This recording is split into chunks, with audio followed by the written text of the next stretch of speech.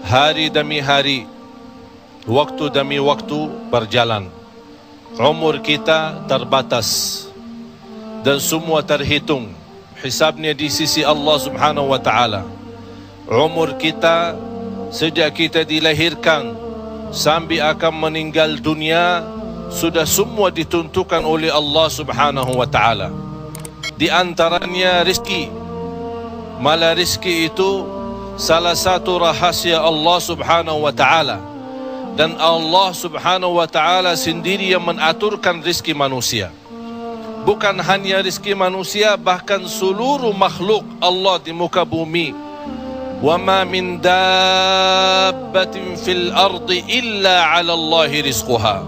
Setiap makhluk yang berjalan di muka bumi, Allah Subhanahu wa taala yang mengaturkan rezekinya.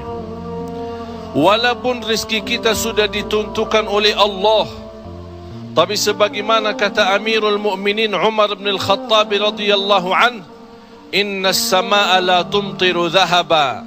Ketahuilah langit itu tidak akan menurunkan hujan emas. Walaupun rezeki kita sudah ditentukan dan ditakdirkan oleh Allah Subhanahu wa taala, tetap kita punya kewajiban untuk berusaha. Allah Subhanahu wa taala menerangkan banyak di dalam Al-Quran, "Fa-idza qudiyatis shalah fantashiru." Bergeraklah, berjalanlah, berikhtiarlah, berusahalah. Fantashiru fil ard wabtaghu min fadlillah. Carilah karunia Allah, anugerah Allah, rizki Allah. Orang mukmin yang percaya kepada Allah dan senantiasa dia berikhtiar dan berusaha, tetap memiliki keyakinan, menggantungkan hatinya kepada Allah Subhanahu wa taala.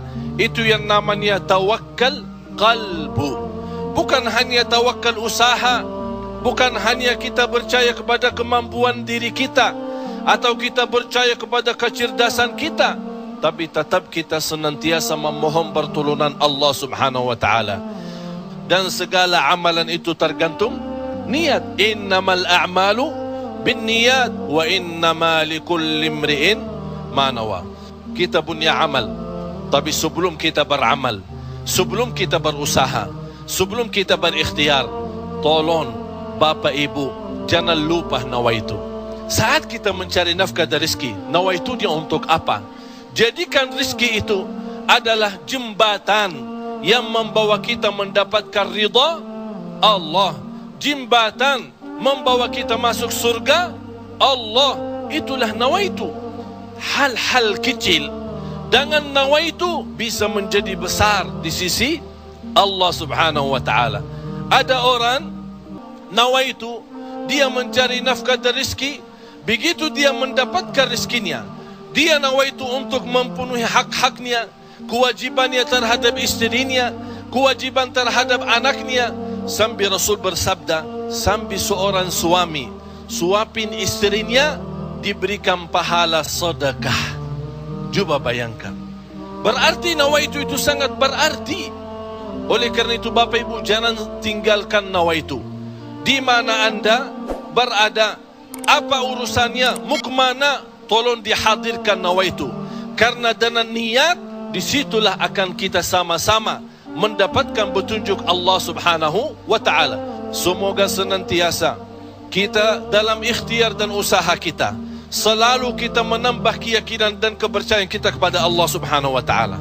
Hari ini kita berusaha berikhtiar, menghadapi sedikit kesulitan dan kesusahan, jangan kita berkata, kenapa Allah tidak melancarkan rizki dan usaha saya? Tapi harus bertanya kepada diri kita, apa salah saya? Apa kekurangan saya? Barangkali kalau kita muhasabah diri, oh ternyata hari ini saya merasa susah rizki karena ketiduran salat subuh tadi. Saya merasa malam ini tidak lancar karena saya lupa baca Al-Quran. Saya hari ini merasa tidak baik karena saya ketinggalan salat malam. Inilah muhasabah diri. Al-Imam Muhammad ibn Sirin pernah dia mencela orang, mencaci maki orang. Itu orang miskin. Orang itu tersinggung. Kata Imam Muhammad ibn Sirin, saya menunggu ucapan saya ini, menunggu akibahnya, menunggu balasannya 40 tahun. Coba bayangkan, hanya satu ucapan dia takutin, dia fikirkan, apalagi perbuatan. Bapak Ibu, berapa banyak perbuatan kita salah, berapa banyak kita melanggar aturan Allah, berapa kali kita menjauhkan diri dari perintah Allah, padahal kita semua hafal. Wa may yattaqillaha yaj'al lahu makhraja.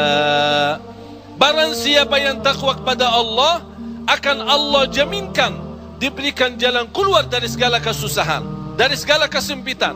Berarti kalau kita berdoa, kita berikhtiar, kita berusaha, tapi masih kita menghadapi kesusahan dan kesulitan, pasti ada sesuatu yang tertinggal. Salah satu amalan di samping ikhtiar dan usaha kita adalah zikrullah, terutama istighfar.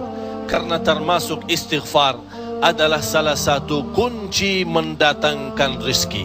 Sebaik istighfar itu sepanjang waktu, pagi, siang, sore, malam, naik motor, jalan kaki, naik bis, mau kemana-mana, tidak keberatan kita membasahi lidah dengan istighfar. Malah ada seorang sahabat Rasulullah sallallahu alaihi wasallam, "Ya Rasulullah, berikan kepada aku amalan yang menjaminkan aku masuk surga." Rasul menjawab, "La yazalu lisanuka ratban min dzikrillah." Basahi lidahmu dengan zikir kepada Allah. Kunci rizki Bapak Ibu adalah zikrullah. Kunci rizki zikrullah, di antaranya istighfar. Allah Subhanahu wa taala menjaminkan dalam Al-Quran di surat Nuh, "Faqultu astaghfiru rabbakum innahu kana ghaffara." Apa manfaatnya istighfar? Yursilis samaa alaikum midrara wa yumdidukum bi amwalin wa banin wa yaj'al lakum jannatin wa yaj'al lakum anhara.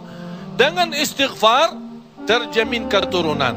Dengan istighfar kemudahan rezeki. Dengan istighfar kelancaran usaha. Dengan istighfar kesembuhan dari penyakit. Dengan istighfar banyak kemudahan dan kemuliaan yang kita dapat.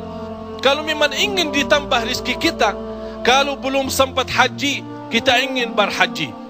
Kalau kita sudah haji, ingin Allah menambah kita bisa haji lagi. La in syakartum lazim. Jadilah hamba yang bersyukur, karena nikmat Allah memang Bapak Ibu tidak bisa terhitung. Nikmat Allah begitu banyak di setiap waktu dan setiap saat, lahir dan batin. Wa in ta'uddu ni'matallahi la tuhsuha. Oleh karena itu, jangan anda menjadi orang-orang yang mengkufri nikmat, tapi jadilah senantiasa mensyukuri nikmat. InsyaAllah dengan syukuri nikmat dan sabar menghadapi ujian dan cobaan, kita bisa menjadi hamba yang diridai Allah. Kalau Allah sudah ridha kepada kita, InsyaAllah segala amal ibadah kita akan diterima, dan segala usaha dan ikhtiar kita akan dipermudahkan oleh Allah Subhanahu wa ta'ala. Bapak Ibu, yang terakhir, tidak boleh kita lupa doa. Rasul kita sallallahu alaihi wasallam selalu berdoa kepada Allah Subhanahu wa ta'ala. Padahal dia Rasul, terjamin pertolongan Allah. Senjata orang mukmin adalah doa, dan pintu langit bisa dibuka dengan doa, dan doa itu kapan saja dan bisa sampai kepada Allah tanpa waktu dan tanpa batas. Selama kita masih berdoa kepada Allah, selama masih kita memohon kepada Allah, Allah akan senantiasa mendengar doa kita.